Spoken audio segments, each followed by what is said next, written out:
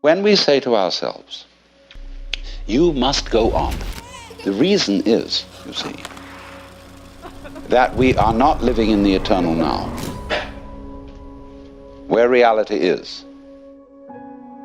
We are always thinking that the satisfaction of life will be coming later. Don't kid yourself.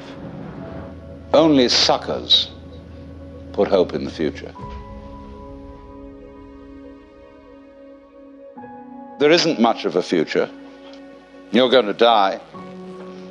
So, therefore, this hope for the future is a hoax. It's a perfect hoax. Because you're not fully alive now, you think maybe someday you will be. Look, supposing I ask you, what did you do yesterday? Most people will say, well, I got up at 7:30 and I brushed my teeth and I read the newspaper over a cup of coffee. And then I looked at the clock and dressed and got in the car and drove downtown and did this and that in the office and so on, and you go on and on and on, and you suddenly discover that what you've described has absolutely nothing to do with what happened.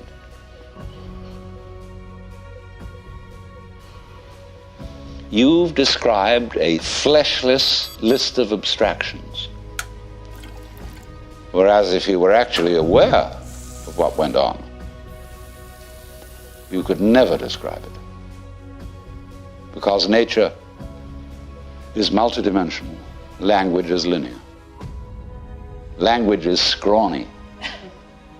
And therefore, if you identify the world as it is with the way the world is described, it's as if you were trying to eat dollar bills and expect a nutritious diet.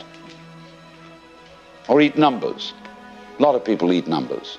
People play the stock market. They're doing nothing but eating numbers. And they're always unhappy, absolutely miserable, because they never get anything.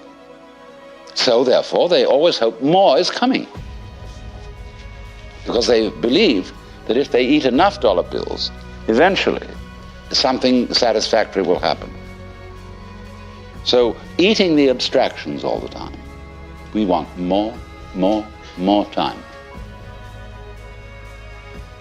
Confucius very wisely said, a man who understands the Tao in the morning may die with content in the evening.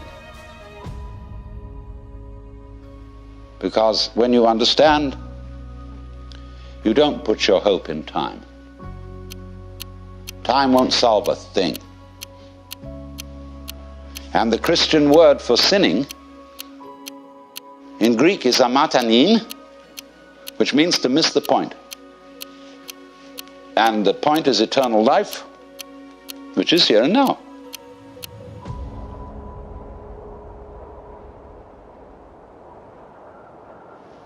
But until there is silence of the mind, it is almost impossible to understand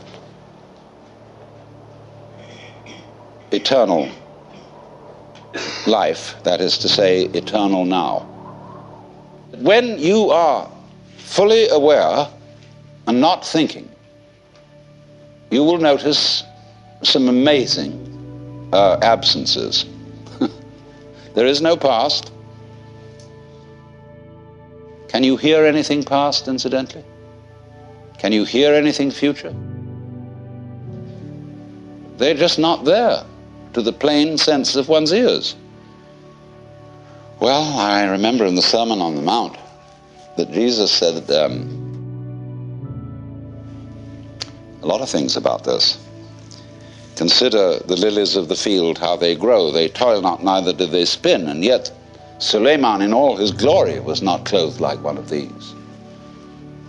And if God so clothes the grass of the field, which today is and tomorrow is cast into the oven, shall he not much more clothe you, faithless ones? Wow. So, do not worry about tomorrow, saying, what shall we eat, what shall we drink, or how shall we clothe ourselves? Oh, the rabble seeks after these things. Sufficient to the day is the worry of it. Nobody ever preaches a sermon on that text. Never. I've heard lots of sermons, and never one on that one. because people say, look, that's all very well because Jesus was the boss's son. And he knew, you see, that he was really in charge of the universe and he had nothing to worry about. But we have to be practical. Oh? What do you suppose the gospel was? The good news. Do you know it never got out?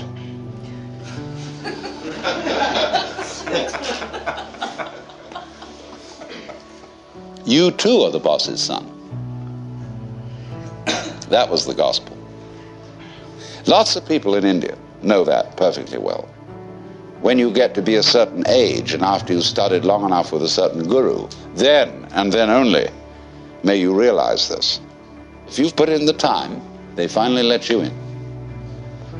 Here you have to wait until you're dead. The only place to begin is now. Because here's where we are. So why put it off? A lot of people say, well, I'm not ready. What do you mean you're not ready?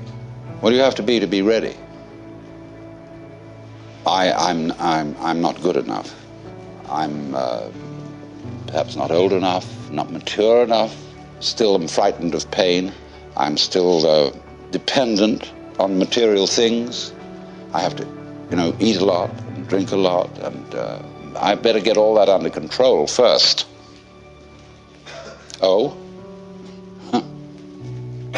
You want to be able to congratulate yourself for having gone through the discipline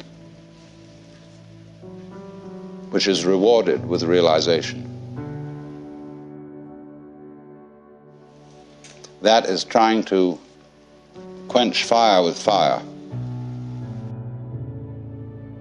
Wouldn't it be great to have no fear? No attachments, no hang-ups. To be as free as the air. Wouldn't it be crazy to have that courage? And you look into yourself honestly, and you find that inside you're actually a quaking mess of sensitivity. Running away from the quaking mess. Escaping. You never can. There's nothing you can actually do to transform your own nature into unattached selflessness, because you have a selfish reason for wanting to do it. What does it mean that you can't do anything about it? It's singing loud and clear. The reason you can't do anything about it is that you don't exist. You, as you conceive yourself to be, that is your ego, your image of yourself, isn't there. It doesn't exist. It's an abstraction. Well, when you understand that, you're liberated. There's the happening, the suchness. Yes, sure, you bet. But it's not pushing you around because there's no you to be pushed around. So, this illusion of the persecuted ego who is pushed around by fate, it's altogether disappeared. And so, likewise, the illusion of the ego who pushes fate around has also disappeared. There's a happening. By dying to yourself, by having become completely incompetent and found that you don't exist, you're reborn. You become everything. In the words of Sir Edwin Arnold, foregoing self, the universe grows I.